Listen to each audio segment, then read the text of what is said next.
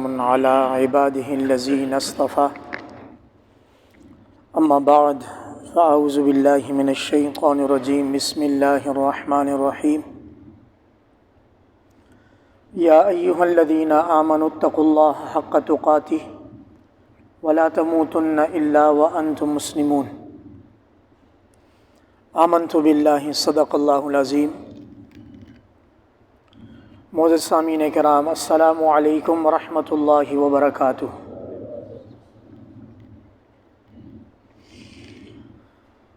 سفر کا مہینہ شروع ہو گیا ہے۔ اللہ پاک کے فضل و کرم سے، اللہ کی توفیق سے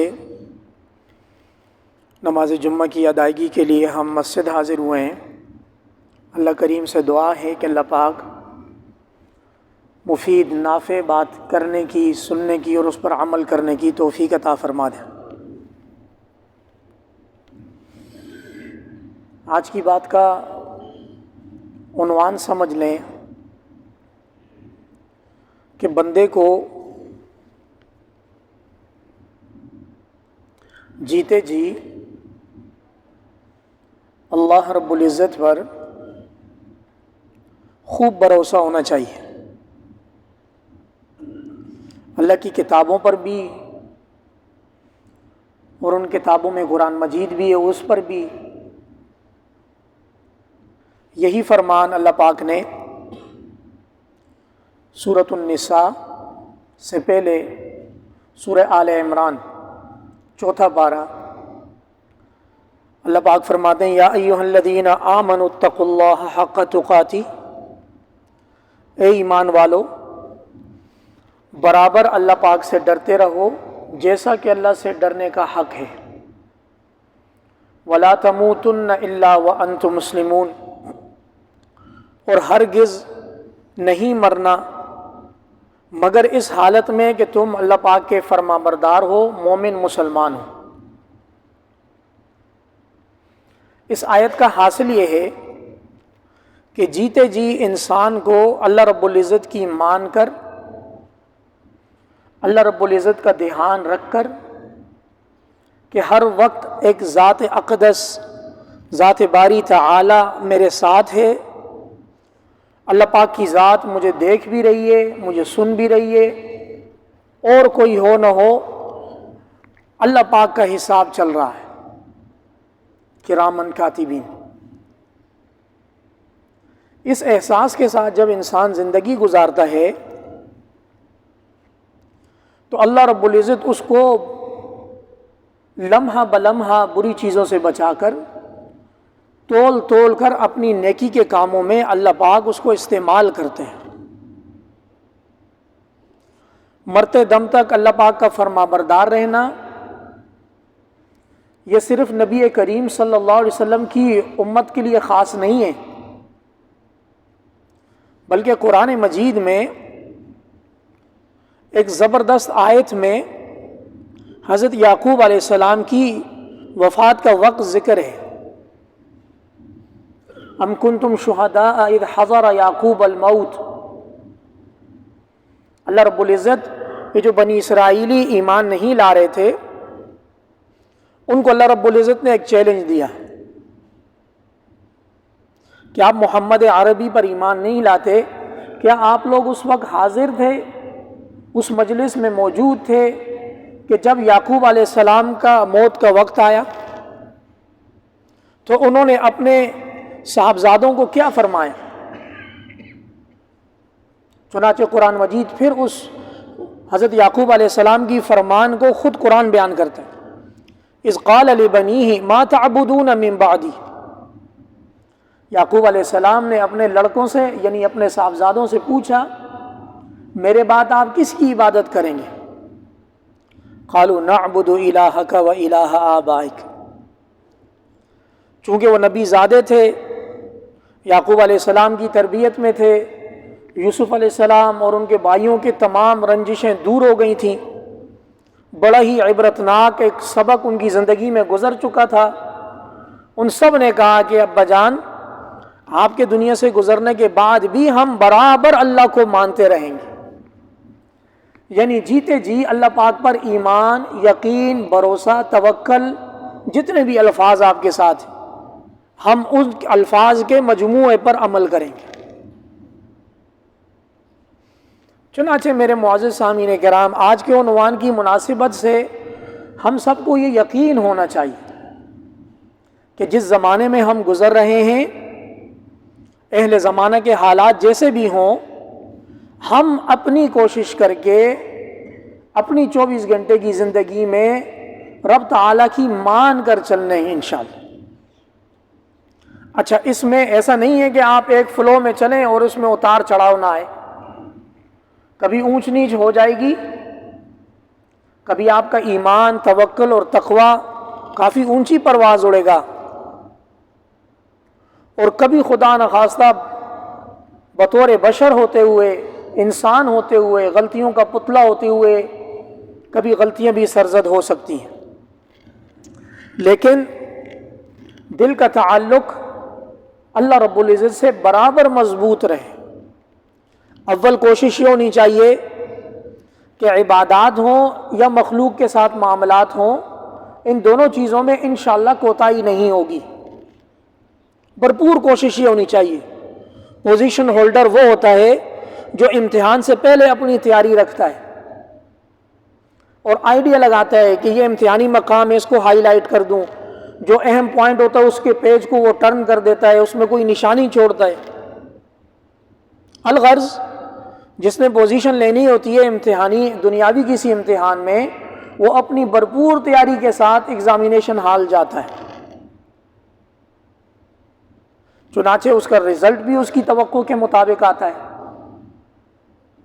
ہمیں بھی چاہیے کہ پہلے اللہ رب العزت کو کچھ ایفرٹس کر کے دکھائیں، یا اللہ ہم آپ کے بندے، آپ نے ہمارے ذمے یہ کام لگایا ہوا تھا، یا اللہ ہم نے اپنی کوشش کر کے نماز کے وقت میں ہم نے نماز ادا کی ہے، والدین کے حقوق کے وقت پہ ان کے حقوق ادا کرنے کی کوشش کی ہے، اولاد کے حقوق ادا کرتے وقت ان کی اچھی تربیت، ان کو حلال کھانا، ان کو اچھی صحبت دی ہے، گھر والوں کے ساتھ، اہلیہ کے ساتھ اچھے اور نرم برتاؤ کی آپ کی اور حضور کی تعلیمات ہیں، یا اللہ ہم نے وہ انجام دیے ہیں، یا اللہ اس میں اگر کوئی کمی کوتاہی رہ گئی ہے یا اللہ معاف فرما دے۔ یاد رکھیں، جو شخص اس کیفیت کے ساتھ گزرے گا جس کی میں نے مختصر سی آپ کے سامنے تمہید پیش کی ہے، ایسے شخص کے بارے میں قرآن و حدیث میں آتا ہے اگر یہ شخص غلطی بھول چوک کر جائے تو اس کے لیے فرمان ہے ان اللہ غفور رحیم۔ یہ سب کچھ کرنے کے بعد جب رب تعالیٰ کے دربار میں آپ کچھ اپنی کوشش پیش کریں گے، اعمال پر نجات شاید ہی کسی کی ہو جائے، فضل و کرم پر نجات ہے، لیکن جب آپ اپنی کوشش پیش کریں گے، یا اللہ یہ ہماری کاوش ہے چھوٹی سی، اس پر اللہ رب العزت سے انعام اور اکرام کی بارش ہوگی انشاءاللہ۔ اس پر اللہ رب العزت عرش معلی، عرش عظیم کے اوپر فرشتوں کی مجلس میں اللہ رب العزت اپنے بندے پر فخر کریں گے، فرشتوں سے کہیں گے کہ آپ لوگوں نے کہا تھا کہ یہ تو زمین میں فساد کرے گا اور خون بہائے گا، دیکھو میرا بندہ جس نے نہ مجھے دیکھا، نہ محمد عربی صلی اللہ علیہ وسلم کو دیکھا، نہ اس کے زمانے کو پایا، لیکن کیا چیز ہے جو اس کو مجبور کرتی ہے میری بندگی پر؟ چنانچہ اللہ رب العزت پر ایسا ایمان، اللہ کی کتابوں پر ایمان، اللہ پر بھروسہ، اللہ پر توکل، یہ انشاءاللہ دنیا آخرت میں کام آنے والی چیز ہے۔ اور جو بھی آپ دن بھر میں پریکٹس کریں، اپنی سی کوشش کر کے اس کا ذائقہ محسوس کریں۔ ہمارا المیہ یہ ہے کہ ہم لوگ جن کو نماز پڑھنے کی عادت ہو گئی ہے، ایک سروے رپورٹ کے مطابق امت میں 10% لوگ پابندی کرتے ہیں،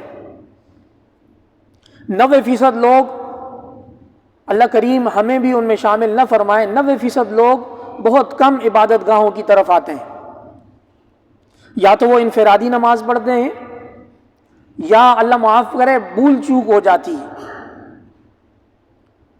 غفلت ہو جاتی ہے، سستی ہو جاتی ہے، اور عموماً تو یہ لفظ سننے میں ملتا ہے جب ایک دوست دوسرے دوست کو بولتا ہے چلو بھائی نماز پڑھنے چلتے ہیں، تو 2-3 جملے بڑے کامن ہیں.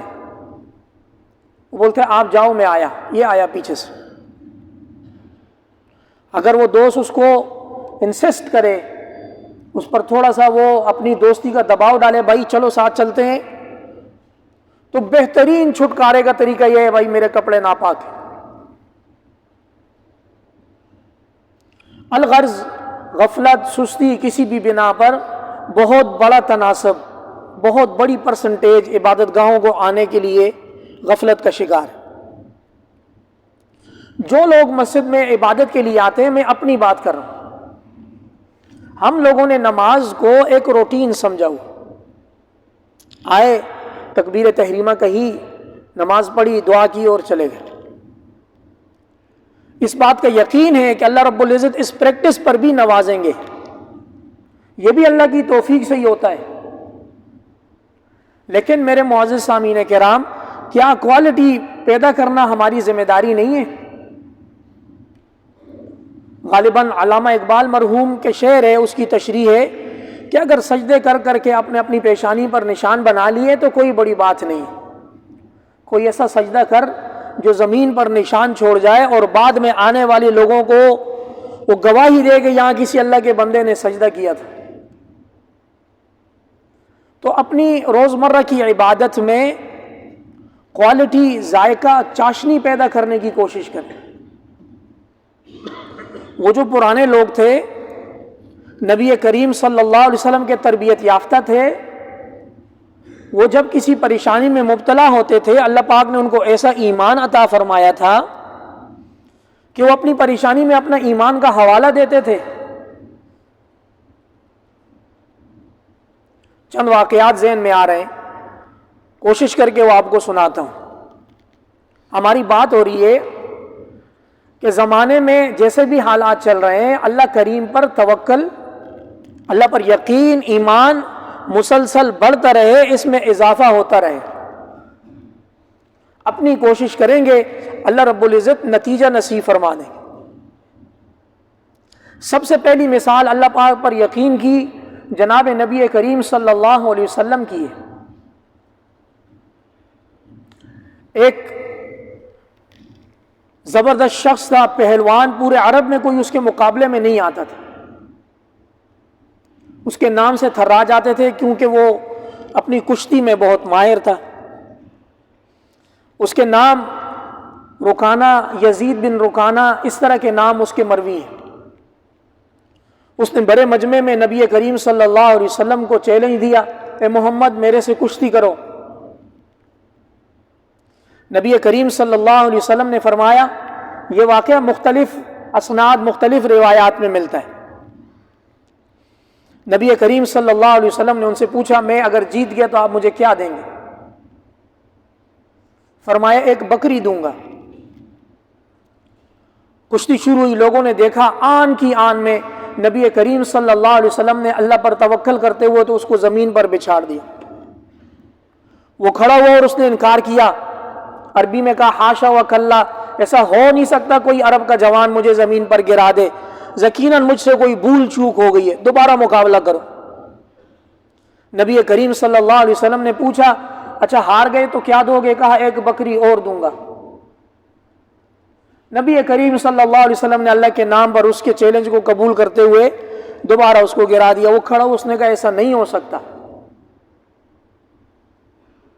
نبی کریم صلی اللہ علیہ وسلم نے فرمایا، اب اگر ہار گئے تو کیا دو گے؟ فرمایا، بکری. حضور نے فرمایا، بکری نہیں، آپ مجھ پر ایمان لاؤ گے. چنانچہ تیسری دفعہ بھی نبی کریم صلی اللہ علیہ وسلم نے آن کی آن میں اس کو زمین پر گرا دیا. وہ کھڑا ہوا، اس نے کہا، یہ محمد عربی، اس کے ساتھ کوئی ایسی طاقت ہے. اصل میں وہ اللہ رب العزت پر ایمان تھا کہ کوئی عرب کا لال مجھے نہیں گرا سکتا. انہوں نے مجھے 3 دفعہ گرا دیا. اشہد ان لا الہ الا اللہ و اشہد ان محمدا عبدہ و رسولہ. دوسرا واقعہ جناب سفینہ رضی اللہ تعالیٰ عنہ کا ہے. حضور کے ایک خادم تھے، کشتی میں ایک دفعہ سوار ہوئے، کشتی بٹک گئی، طوفان نے کشتی کو ٹکڑے ٹکڑے کیا، وہ کشتی کے تختے پر جان بچانے کے لیے سوار ہوئے، وہ ٹکڑا چلا گیا کسی جزیرے میں، وہاں اترے تو سامنے دیکھتے ہیں شیر آ گیا، تو شیر ان کو غرانے لگا۔ یہاں پر حضرت سفینہ نے تاریخی الفاظ فرمایا یا ابا الحارث انی صاحب محمد رسول اللہ صلی اللہ علیہ وسلم۔ ابو الحارث شیر کی عربی میں کنیت ہے۔ فرمایا اے ابو حارث، یعنی اے شیر، مجھے نقصان نہ دینا، میں محمد عربی کا غلام اور خادم ہوں۔ دیکھ رہے ہیں اللہ پر ایمان اور توکل کی کیفیت۔ چنانچہ وہ شیر ٹن ہوا اور اس نے اپنی دم ہلائی، گویا وہ اس کو اشارہ کر رہا تھا کہ آپ میرے پیچھے آئیں۔ آگے آگے شیر اور پیچھے حضور کا غلام اکیلے چلتے گئے، جاڑیاں کراس کر کے شیر آگے کو بڑھا، دیکھا آگے ایک اور جہاز کھڑا ہے جو کہ روانہ ہونے کے لیے تیار ہے۔ حضرت سفینہ نے شیر کی طرف دیکھا، شیر نے دوبارہ دم ہلائی، گویا وہ ان کو الوداع کر رہا ہے۔ حضرت سفینہ رضی اللہ تعالیٰ عنہ اس بیری کشتی میں سوار ہو کر اپنے گھر واپس آ گئے۔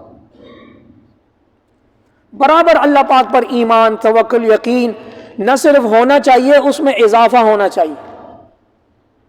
تیسرا واقعہ بخاری شریف میں ابو ہریرہ رضی اللہ تعالیٰ عنہ کا ہے۔ حضور صلی اللہ علیہ وسلم نے ان کو زکوٰۃ کے مال پر نگران بٹھایا کہ رات ہو رہی ہے، آپ اس کی نگرانی کیجئے گا کہ کوئی شرارتی آ کر اس مال میں سے کمی نہ کر دے۔ چنانچہ رات کا کافی پہر گزر گیا تو ایک غریب مسکین آیا اور اس نے زکوٰۃ کے مال میں سے مٹھیاں بھر کے لے جانے لگا۔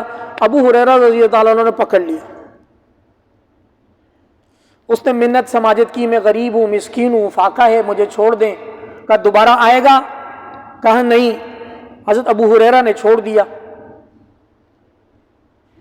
اس واقعے کے اور کوئی گواہ نہیں سوائے ابو ہریرہ کے رضی اللہ تعالیٰ عنہ۔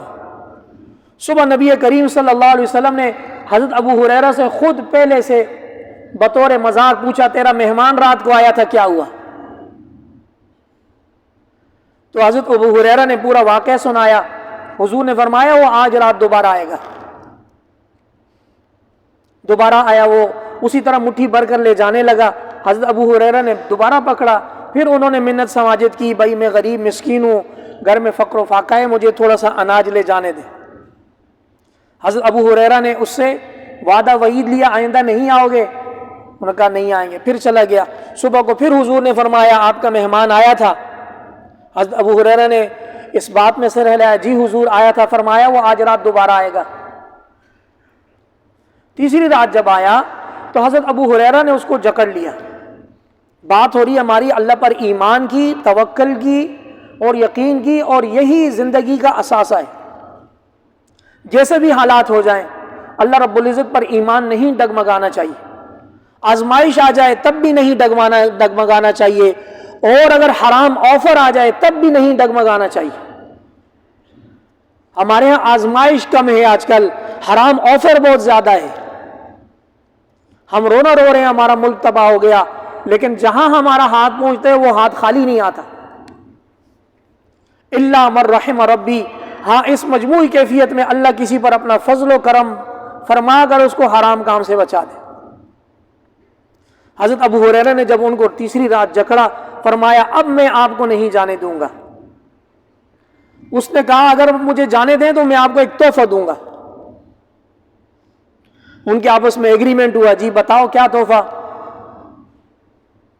انہوں نے کہا اگر آپ مجھے چھوڑ دیں گے، تحفہ یہ ہے کہ کوئی شخص رات کو سوتے وقت ایک دفعہ آیت الکرسی پڑھے، کوئی دفعہ رات کو سوتے وقت ایک دفعہ آیت الکرسی پڑھے تو اللہ رب العزت کی طرف سے ساری رات اس پر فرشتے ایسا پہرا دیتے ہیں کہ کوئی شیطان اس کے قریب نہیں آ سکتا۔ بہت بڑا تحفہ ہے۔ حضرت ابو ہریرہ رضی اللہ تعالیٰ عنہ نے کہا آپ سچ کہہ رہے ہو؟ کہا سچ کہہ رہا ہوں۔ کہا جاؤ۔ صبح کو حضور صلی اللہ علیہ وسلم کے دربار میں حاضری ہوئی۔ بخاری شریف کا یہ واقعہ ہے۔ حضور صلی اللہ علیہ وسلم نے فرمایا رات کو پھر مہمان آیا تھا، حضور آیا تھا، کہا کیا ماجرا ہے؟ حضرت ابو ہریرہ رضی اللہ تعالیٰ عنہ نے سارا واقعہ سنا دیا۔ حضور صلی اللہ علیہ وسلم نے فرمایا صدق وہو کذوب، وہ بہت بڑا جھوٹا ہے لیکن اس نے آپ کو سچا تحفہ دیا ہے، اور وہ شیطان لعین تھا جس نے آپ کو رات کو تحفہ دیا ہے۔ جاتے جاتے سچ بتا گیا، اگرچہ وہ جھوٹا ہے۔ ابو ہریرہ اس عمل کی پابندی کرنا فائدہ ہوگا۔ چنانچہ ایمان اور یقین میں مزید اضافہ ہو گیا۔ حضرت ابو دردہ رضی اللہ تعالیٰ عنہ صحابہ کی اور اپنے تبع تابعین اور بڑے نیک لوگوں کی مجلس میں بیٹھے ہیں، ایک شخص آتا ہے حضرت ابو دردہ سے کہتا ہے ان بیتک قد احترق، ابو ہریرہ آپ کا گھر جل گیا۔ فرمایا بیٹھیں بیٹھیں کچھ نہیں ہوگا۔